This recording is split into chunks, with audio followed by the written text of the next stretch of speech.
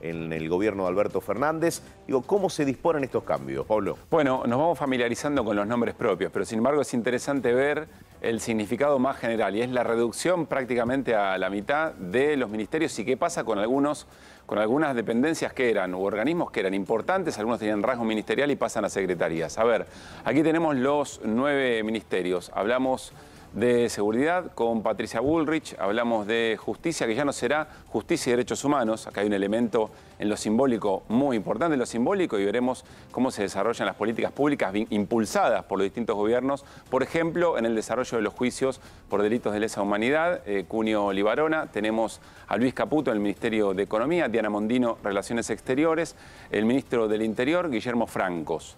Estamos hablando de los 9 ministerios, originalmente eran 8, ¿se acuerdan en los planes?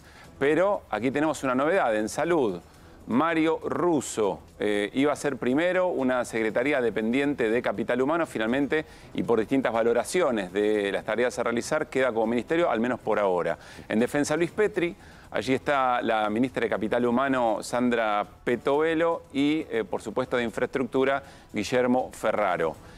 Importante, dentro de Capital Humano, a ver, arranquemos por las secretarías de Estado, funciones muy importantes dentro del quehacer cotidiano del gobierno. Asuntos estratégicos pasa a depender de Jefatura de Gabinete.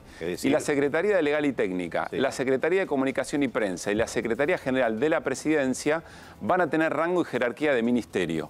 Aquí la importancia que le da evidentemente Javier Milei a todo lo que significa el andamiaje cotidiano de estas secretarías.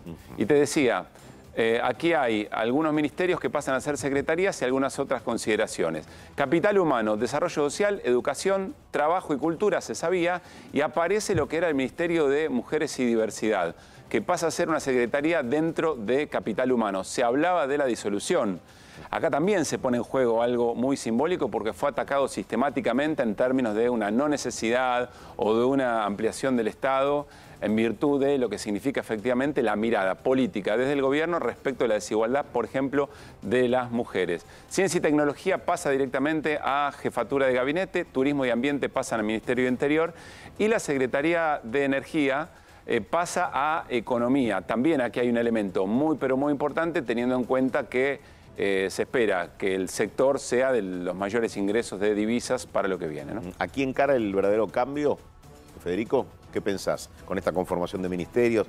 El achicar como mensaje, porque no resuelve todos los problemas, pero el achicar también como símbolo de austeridad. Racionalización, eficiencia son los mensajes. Sí, me parece que eso está plasmado en ese cambio.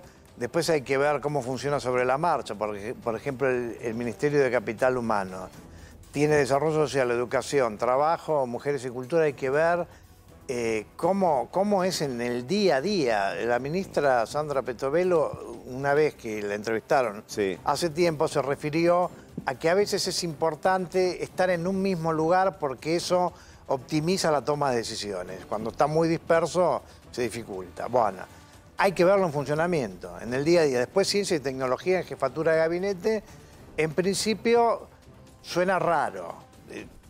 No sé cómo se va a implementar en el día a día. La política científica y tecnológica de un país es algo muy importante. El día que Milei decía voy a cerrar, sí, estaba el CONICET. Después al final el CONICET sigue funcionando y además a mí me parece que la impronta que se le pretende dar es muy buena, que desde el CONICET haya una interfaz entre el aparato científico-tecnológico y el productivo. Me parece buena idea, después hay que verla sobre la marcha. Sí, y hay que ver también a quienes designaron en cada área, ¿no? Porque muchos resultan con perfiles altamente destacados y reconocidos hasta por la oposición, ¿no? Por la orientación que tienen algunas de las personas designadas. Pero se sabe mucho, y coincido aquí con Fabián, que se conocieron algunos detalles de lo que fue la reunión de gabinete de hoy en cuanto a las contrataciones del Estado, a cómo será el tratamiento del empleado público, poner en valor justamente al empleado público. Hizo varias salvedades Manuel Adorni cuando se refirió a cómo tiene que ser el trabajo del empleado estatal. Defendió a ultranza la presencialidad, entre otras cosas. Sí, efectivamente. A ver, todo bajo la idea de reordenar el Estado, de una reorganización del Estado, a partir de dos conceptos: racionalidad, es decir, recortes, y también eficiencia, de lo que hay que sea efectivamente eficiente.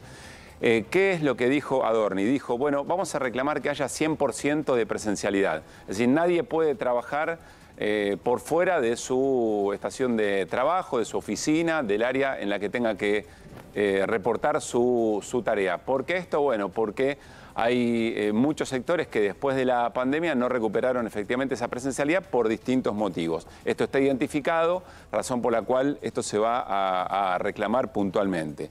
Después, otra cosa que se va a revisar, se va a hacer un inventariado general tanto de funciones como de materiales, como de personal. Queremos saber todo, dice el nuevo gobierno. ¿Con qué recursos contamos, insisto, en términos de elementos de trabajo? ¿Cuánto se gasta en definitiva? ¿Cuántas personas están trabajando y con qué modalidad de contratación? Se van a revisar todas las contrataciones del último año, por lo menos de los últimos meses. ¿Por qué?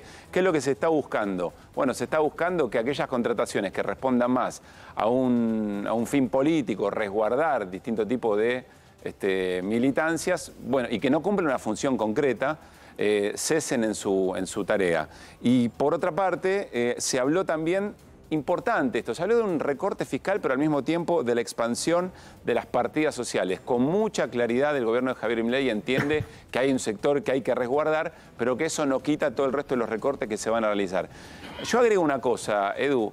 Por supuesto que nadie es hincha de la ineficiencia del Estado, ¿no? Más allá de las distintas intencionalidades que haya respecto a los gobiernos que salen. Ahora, cuidado, porque los recortes que se plantean en términos de las funciones del Estado, no todo puede estar legitimado en función de sacarse encima a aquellas personas que no trabajan desde el Estado.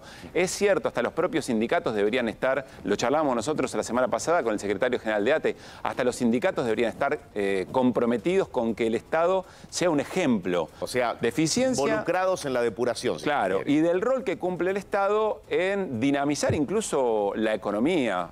Pienso en un montón de organismos, el SENASA, INTA, INTI, el propio CONICET. Bueno, ahora, cuidado con que en pasar la escoba respecto de los que no laburan, de lo que es ineficiente, no se esté admitiendo también recortes de sectores del Estado que son muy importantes en el devenir de la vida cotidiana de la gente. Bien, a nadie de los que trabaja en el Estado debiera molestarle una auditoría o revisar los datos del último año. Pero Edu, eso es lo que se dice y está bien para legitimar, pero se están haciendo recortes en el Estado que por más que las personas efectivamente laburen bien, ya no van a tener un lugar, porque la dependencia en la que trabajan no está desarrollada. Ahora, si vos me decís, mirá, yo voy a reorganizar las personas o vas a hacer reasignaciones de... Bueno, está bien, pero se van a otra dependencia para tareas muy distintas y muy específicas, salvo que sea administrativo, por ejemplo. Día 1, me parece que todo eso está por verse y necesitamos que nos vayan explicando de qué manera se va a llevar a cabo.